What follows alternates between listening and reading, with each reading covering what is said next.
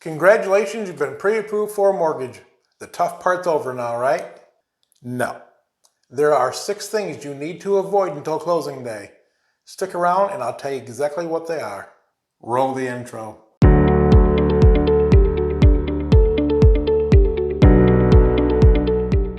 Hey everybody, welcome back to Real Estate 360. My name is Brad Myers. I am a 20-year home inspector turned real estate agent with Harmony Realty Group right here in Delta, Ohio. On this channel, I create videos to help home buyers and sellers navigate through the real estate market in and around Fulton County, Ohio. If you enjoy my channel, please subscribe down below and tap on the bell so you're notified of my videos that come out every week. And today I'm going to go over the 6 things that you need to avoid after you've been pre-approved for a mortgage. Okay, so you've probably been dreaming about how you're going to decorate your new home once you've finally found your dream home. But before you make any large purchases, move any money around, or make any major life changes, you need to consult with your lender first. Your lender is qualified to give you advice on how your financial decisions can impact the lending process.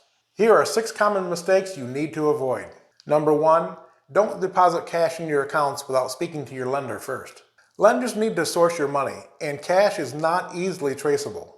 So before you deposit any cash in your accounts, speak with your lender on how to properly document the transaction. Number 2, don't make any large purchases. For example, a new car or furniture for your new home. New debt, of course, comes with monthly obligations, and people with new debt have a higher debt-to-income ratio.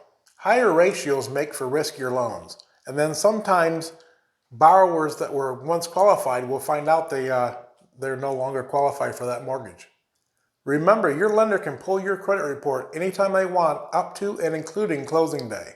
So if something has changed that will have a negative impact on your credit, they have every right to stop that mortgage process, even on the day of closing. Number 3, do not co-sign any loans for anyone. When you co-sign for someone, you are now obligated to that loan. And with that new obligation comes a higher debt-to-income ratio as well. Even if you promise you're not going to be the one making the payments, your lender still has to count that debt against you. Number 4, don't change bank accounts.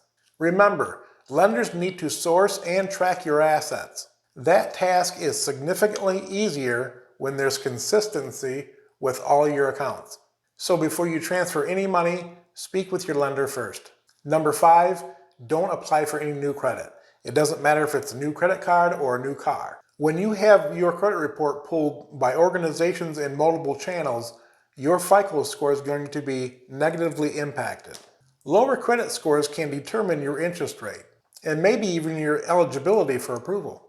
And number 6, don't close any credit accounts. Many buyers believe that having less available credit makes them less risky and more likely to get approved for a loan. However, this simply isn't true. A major component of your credit score is the length and depth of your credit history and what percentage of available credit you've used. However, if you find that you absolutely have to close a line of credit, make sure you do it several months before you apply for your mortgage. So there you have it, 6 things you need to avoid after you've been pre-approved for a mortgage. I hope you've enjoyed this video. Take care.